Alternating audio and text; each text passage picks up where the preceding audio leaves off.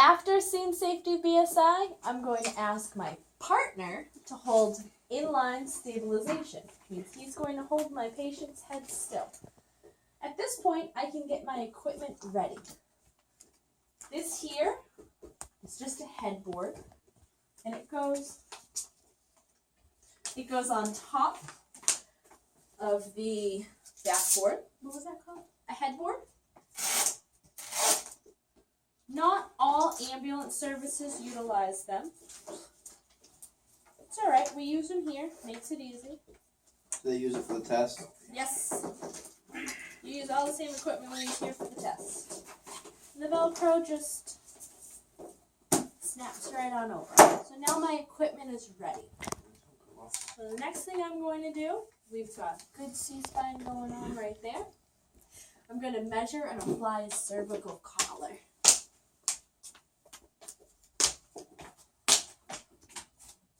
So, do you think I should put the collar on first or check CSMs first? CSMs. Why? Because you can't once the collar's on?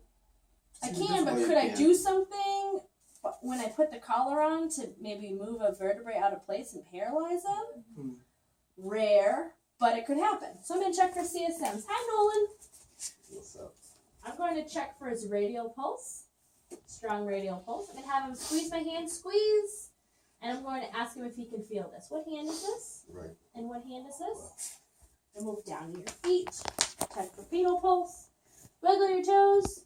And what foot is this? Right. And what foot is this? Left. Excellent. So now I'm going to go up to the neck. Do I need to slow down for anybody? Now I'm going to go up to the neck and I'm going to check.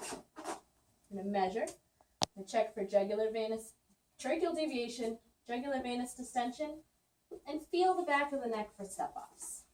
So I've measured.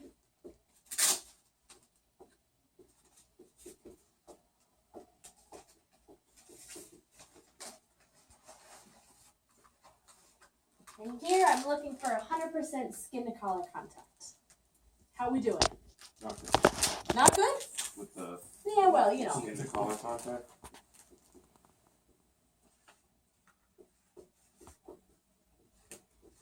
Better. Yeah, it's as good as it's getting. All right. So the next thing that we need to learn how to do is something called log rolling our patient. When we log roll our patient, everything is done at the person at the head's count, and you need a minimum of 3 people. Him, myself, and my partner. Have you said anything? I'm teasing. And Can't believe that. Josh, could you just push the board underneath when we're ready? Yeah. So when we do this log roll, John is going to hold the head.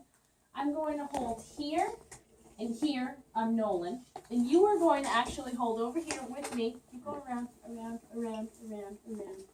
You're going to put your hand here on this belt and down here below the knee. We're going to cross arms. Everybody? On the count of 3, we're going to roll towards me. 1, 2, 3. All right.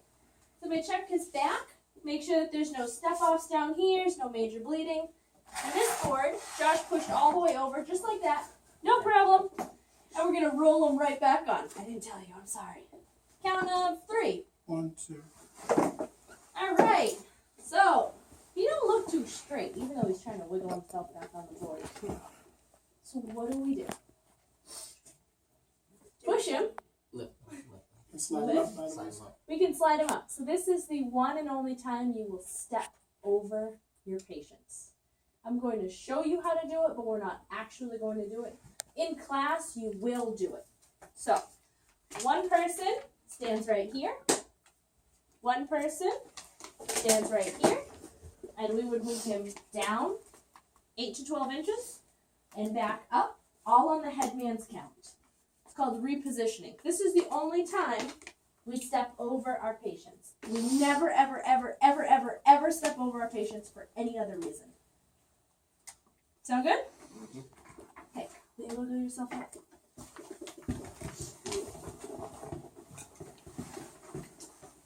That looks pretty good. And John is still holding excellent C-spine.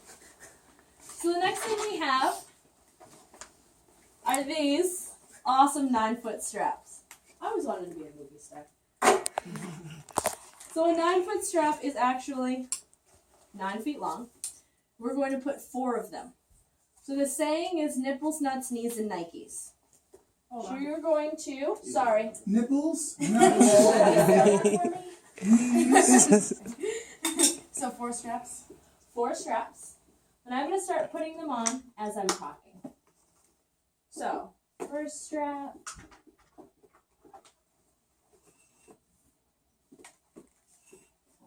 One thing that I always messed up on was putting it in at first. So it's upside down. Oh. Yeah, that's a pain. Nolan, thanks for being my patient. Mm-hmm. Pretty sure you'll probably say you'll never want to do this again, but that's okay. So we always do what's called feed and pull. So I feed the slack towards the tail and I pull. Nice and tight. You okay? Breathing? All right. So, number 1. Always on bony areas, these go on.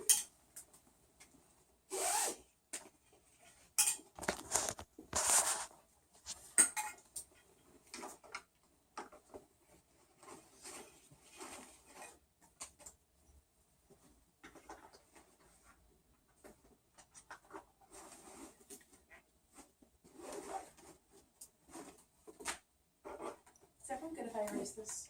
No, I just need the last step.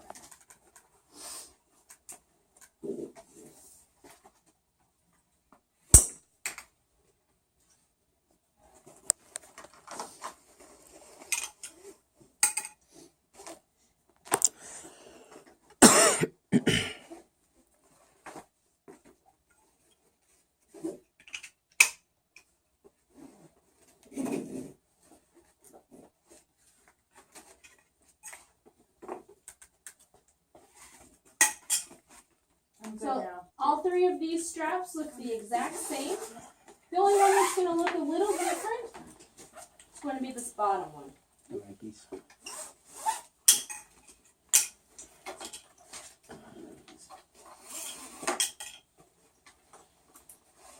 So this bottom one, we do something called a figure 8.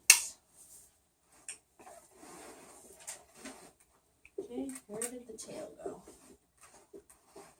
There it is. Okay, kid. So this figure 8, we make this really, really big loop here. Big loop. Drop the buckle into the middle. Twist. Top of the 8, bottom of the 8. We get his feet